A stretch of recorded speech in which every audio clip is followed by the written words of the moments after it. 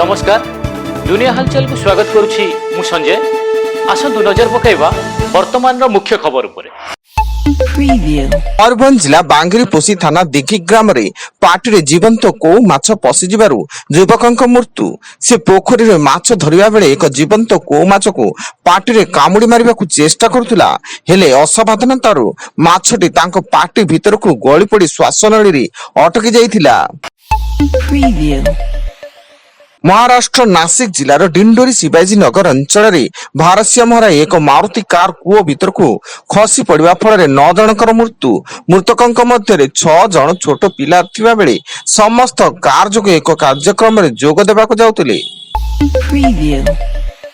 पाकिस्तान रे आतंकी आक्रमण खैबर पख्तूनख्वा बानो जिले में एक कार पुलिस थाना को खूब जोर रे धक्का दे विस्फोरण घटी। यह घटना रे 5 जनकर मृत्यु घटिया बेले थानाटी संपूर्ण रूपे क्षतिग्रस्त होईची एवं विस्फोरण एते जोर थिला जे थाना सह आखपाखर घर और छात कांथमत क्षयक्षति होईची।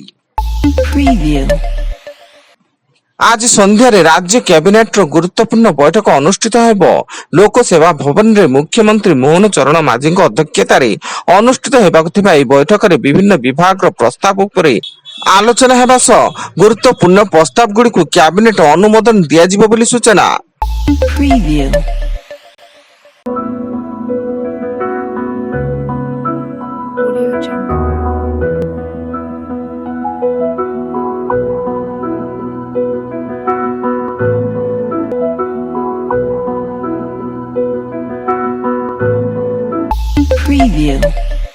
बालेश्वर जिला नीलगिरी एनएससी अधीन काहालिया रे व्यवसायी गोविंदा सिंह होइतिबा सशस्त्र डकायती घटना रे स्थानीय पुलिस 3 जन पेशादार अपराधी को गिरफ्त करिछि।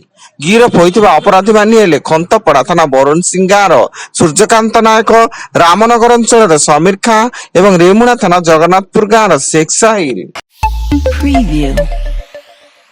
केन्दुझर जिला पाटना ब्लॉक सहरा पसी आकाशिया जंगल अंचल रे चली चोरा मद आड्डा 30 रु ऊर्ध्व महिला भंगारुजा। गत किछि वर्ष है एठारे छामुंडिया करी चोरा मद विक्रेता माने व्यवसाय चलाई आसुथिले एवं स्थानीय युवक और पुरुष माने एठारु महुली पी टंका अपचय करबा सह परिवार को अणदेखा करथुले। मध्य प्राच्य रे चली युद्ध मध्य अमेरिका राष्ट्रपति डोनाल्ड ट्रम्प विदेशी कंपानी औषध उपर 100% पर्यंत शुल्क लागू करिसेंती। जो फार्मा कंपानी गुड़िक अमेरिका बाहर औषध प्रस्तुत करुचंती फल सेमानंक उपर एहार प्रभाव पड़िबो।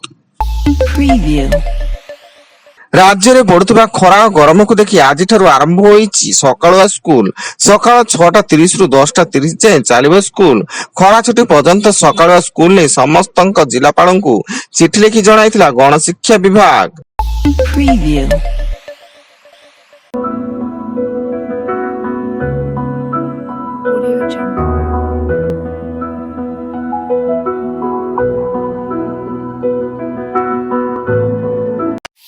Preview.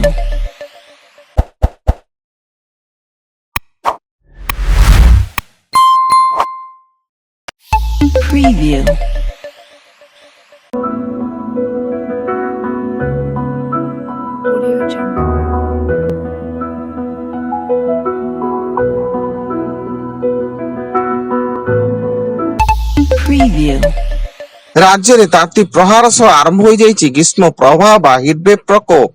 झारसुगुड़ा रे पारद 41.6 डिग्री सेल्सियस थिया बेले अनुगुल 40.7, भद्रक और टिटलागढ़ रे 40.5, हीराकुद रे 40.4, बलांगीर 40.3, संबलपुर 40 और पारालाखेमुंड रे 40 डिग्री तापमात्रा थिला। सेही बेले राउरकेला और सुंदरगढ़ रे 39.5 एवं बारिपदा रे 39 डिग्री छुईथिला।